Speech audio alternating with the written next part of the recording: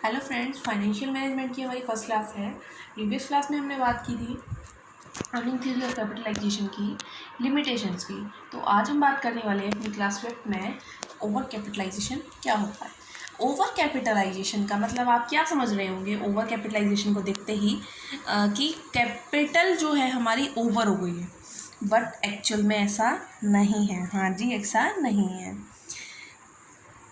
इसका मतलब है कि हमारी जो ऑर्गेनाइजेशन है उसमें कैपिटल कम हो गई है, उसमें कैपिटल कम हो गई है, ज़्यादा नहीं हुई है, कम हो गई है, लेस है हमारी में, ठीक है ना।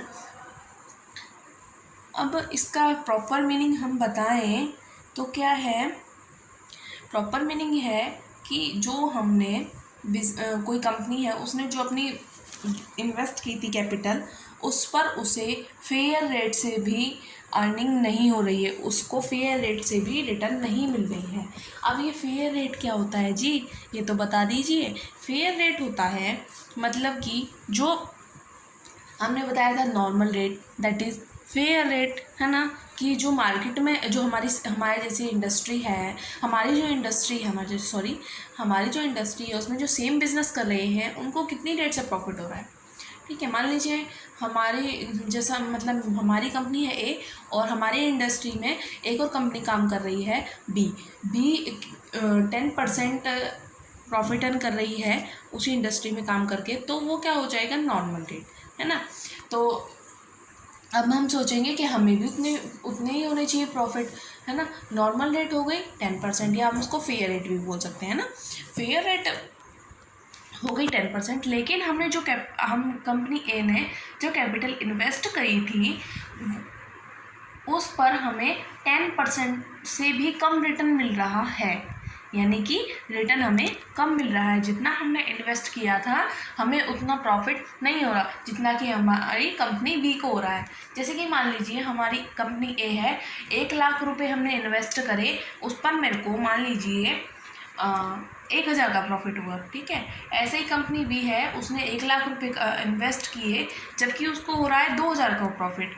तो हमें तो उतना ही प्रॉफिट नहीं हुआ, तो हमें फेयर रेट से भी कम प्रॉफिट हुआ। तो उस सिचुएशन में हम कहेंगे कि हमारी कंपनी को ओवर कैपिटलाइज हो गई है, हमारी कंपनी ओवर कैपिटलाइज हो गई है। इसमें हम उल्टा मतलब लेके चलेंगे। ओवर कैपिटलाइजेशन का मतलब होगा कि हमारी जो फर्म है उसमें कैपिटल की कमी हो गई है ना। मतलब कि उसको फेयर रेट से भी कम रिटर्न मिल रहे हैं उसने जो उसमें इन्वेस्टमेंट की थी, ठीक है। If a company is continuously unable to earn a fair rate of return on its capital, it is termed as overcapitalization. Yes. अगर एक कंपनी कंटिन्यूसली अनेबल है अर्न करने में फेयर रेट से रिटर्न, तो क्या कहा जाएगा, ओवर कैपिटलाइजेशन कहा जाएगा। हाँ, कि अगर कोई कंपनी लगातार उसको, ये नहीं है कि अगर 1 साल ना हुए तो हम क्या कह देंगे वो ओवर कैपिटलाइज है, नहीं। कुछ कारण हो सकते हैं जिस साल उसको नहीं हो पाए उतने ही प्रॉफिट, ठीक है। अगर उसको पिछले लगातार सालों से मान लीजिए 5 सालों से उसको फेयर रेट से प्रॉफिट नहीं मिल रहे हैं, फेयर रेट से रिटर्न नहीं मिल रहा है, उससे कम मिल रहा है, तब हम कहेंगे कि हमारी कंपनी क्या हो चुकी है, ओवर कैपिटलाइज हो गई है।